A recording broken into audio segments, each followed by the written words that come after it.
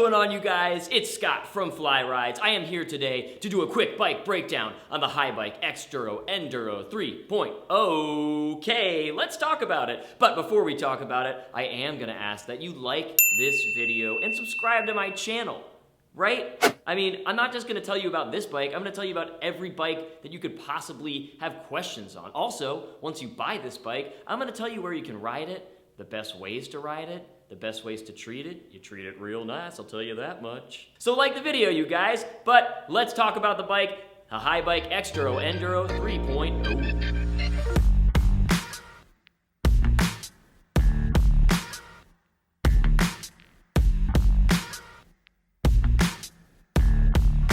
So this is one of my favorite eMTBs right now that Haibike has come out with, especially for an enduro bike. It is incredibly versatile. So enduro bikes traditionally are meant for downhill usage. They're aggressively built. That's why you see a ton of travel, so the 180 millimeters of travel and more aggressive angles on the head tube and seat tube. You're getting 74 on the seat tube and 65 on the head tube. So it's a little bit longer, a little bit wider, really designed for downhill speeds. But Haibike has kept the bottom brackets pretty low and the chainstay length a little bit longer so that you're getting more stability as well. So that's gonna make it great for beginners all the way up to advanced riders who want something maybe a little bit more aggressive so they actually can use it for that enduro usage. But if you're looking to just break into eMTBs as well, it's gonna be a great option too.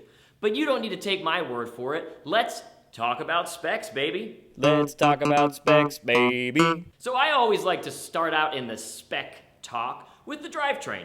So you're getting the SRAM NX 11-speed derailleur on an 11 to 42 tooth cassette.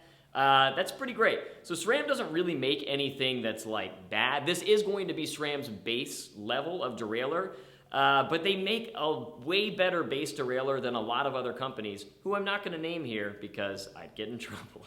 But their base derailleur is honestly a lot better than a lot of other companies' more cheapo derailleurs. This is a great option. It's going to keep costs down, but still give you some pretty solid shifting capability. Your group set is going to be rounded out with the Tektro hydraulic disc brakes. Pretty solid disc brakes on here. They are hydraulic. They're gonna give you good stopping power. And again, this is a brake that's going to keep costs down. We have talked about the geometry and also the travel you're getting on this bike in terms of how aggressive it is, but you're also going to be getting this travel on some pretty solid shocks. So your fork in the front is going to be the Rock Shocks Yari. Really solid fork, you guys. This used to come on like top of the line bikes, and now you're getting it on a bike that's, you know, pretty entry level. That's awesome. So you're getting a really, really solid fork. And then it's going to be a Rock Shocks Deluxe in the back, also with 180 millimeters of travel. These both use the Devon Air spring, which is going to be one of Rock Shocks' top quality springs. Another thing that makes this bike so versatile is that you're going to get 2.6 plus size tires in the back. That is a great meeting point between like the very, very hefty 3.0s or 2.8s and the smaller 2.35s or 2.4s.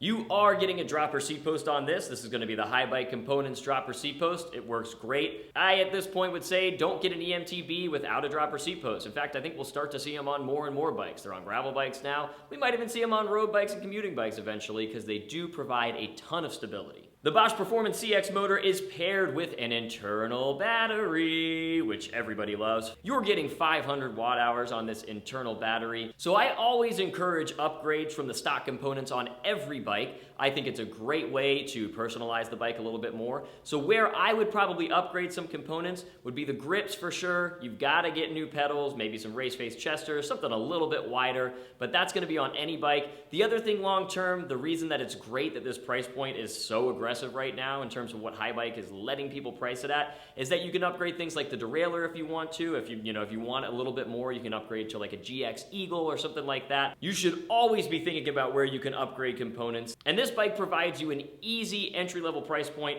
so that you can use that money towards some of those upgrades. Like this video, you guys, and subscribe to this channel. You can check this bike out at shopsandiegoflyrides.com. The link will be in the description below. Thanks for watching, you guys. Enjoy the ride.